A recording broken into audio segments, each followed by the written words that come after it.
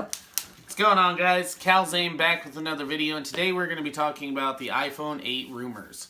The rumors that apparently are coming in so heavy that it's affecting iPhone 7 sales, according to Tim Cook in a recent interview. Showcase, something like that. I didn't read it, but I have watched several videos on that topic. So, we're going to get into each of the ones I deem are as important. So, we'll start with the fingerprint scanner. Now, this is one that has a lot of people concerned because there have been so many different types of rumors. And now, I know there's a lot of people out there that are not a fan of fingerprint scanners on the rear of the phone. I personally actually think it's great, except for when you look at where the placement is on the Galaxy S8 and S8 Plus's fingerprint scanner beside the camera. That was, no offense to Samsung, because I love your products, and I am planning on picking one of those up. But beside the camera was awful placement, so I'm hoping that Apple does not repeat that kind of decision-making that Samsung did. So, I'm going to go through my top three.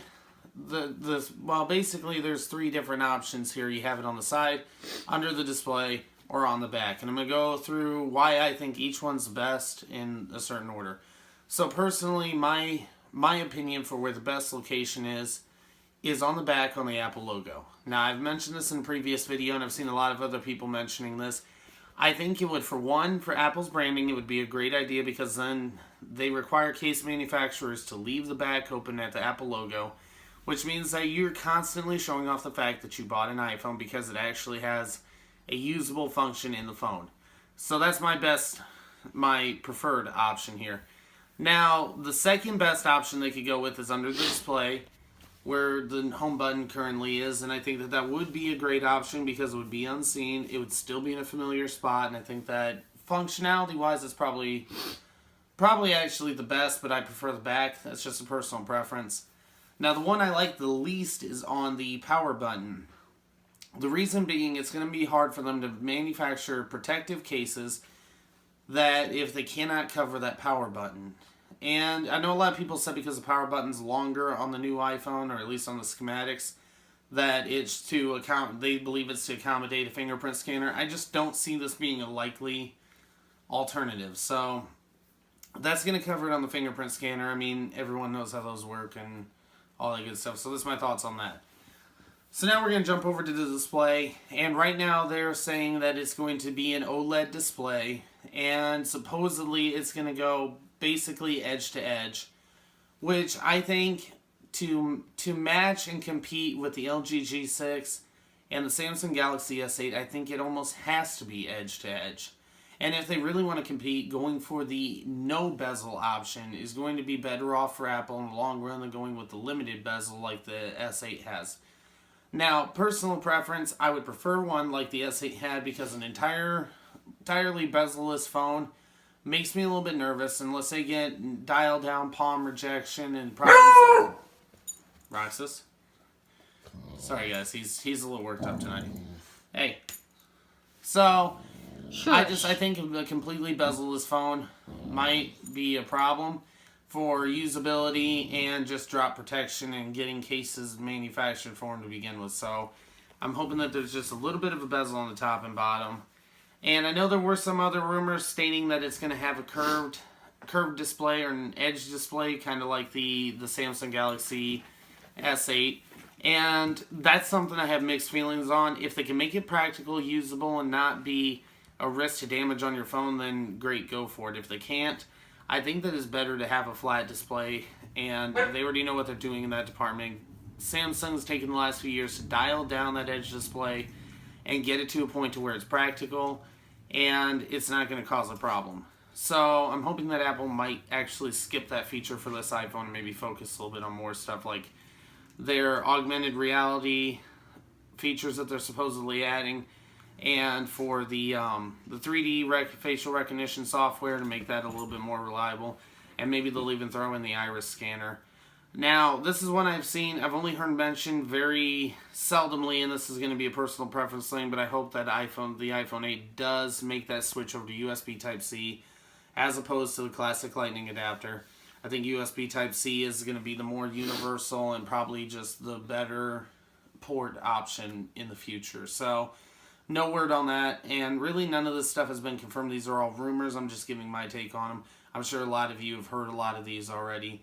So some of the other ones I wanted to talk about is the camera rotating, and while there's a lot of people that apparently didn't like the setup for it, I think in terms of VR, if they're planning on incorporating VR heavy into the iPhone 8 and AR, I think that that's probably a good move, moving the camera sideways. I mean, visually it looks a little different, but functionality, it's not changing anything in the phone. So not really an issue there with that. So that pretty much covers most of them. I guess like the last few are like the rumor of the glass back and wireless charging. And if you look at the schematic, there you'll see it in the middle. It's a circle that looks like it could be a spot for a wireless charging pad. Now I think Apple would miss a major opportunity here if they don't incorporate wireless charging into the new iPhone.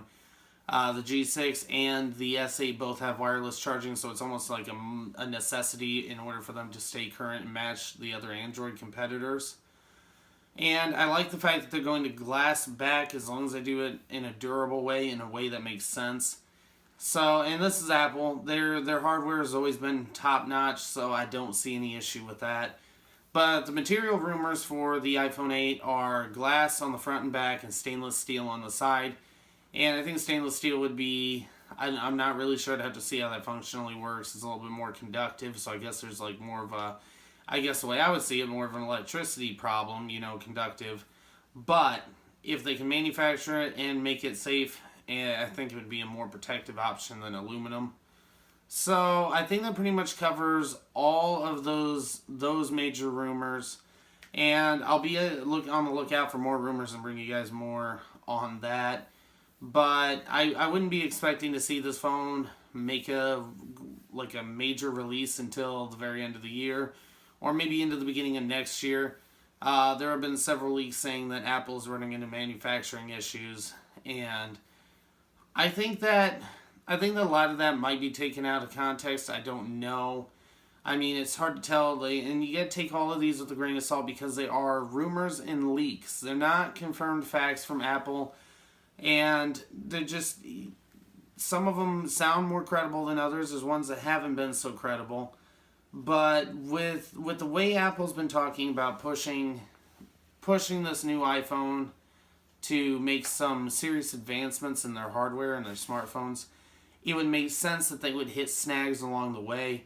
But I'm thinking that they might actually be farther along than it seems like they are. I know people have been saying that there's been leaks of delay after delay after delay. Until Apple confirms that, you really can't gauge anything from that.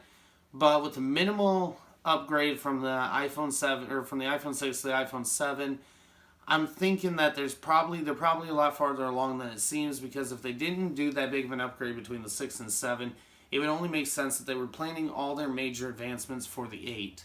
So I imagine they've been working on that for at least the last 2 years on that end of it. So hopefully it'll be out this year. If not, it'll be next year, but I will be trying to get my hands on it when they first launch. So I'll be bringing you guys coverage of that when it releases. And that's going to do it for the rumors video. If I find out anything more, definitely let you guys know first. Follow me on Twitter at General Kalzain. Check out the Facebook page at Kalzain Gaming and Tech. And be sure to like and subscribe if you guys enjoy this kind of content. You want to stay up to date on iPhone news and my upcoming coverage of the Samsung Galaxy S8 Plus. Then definitely hit that subscribe and stay tuned for more. And until next time, guys, I'll catch you all later.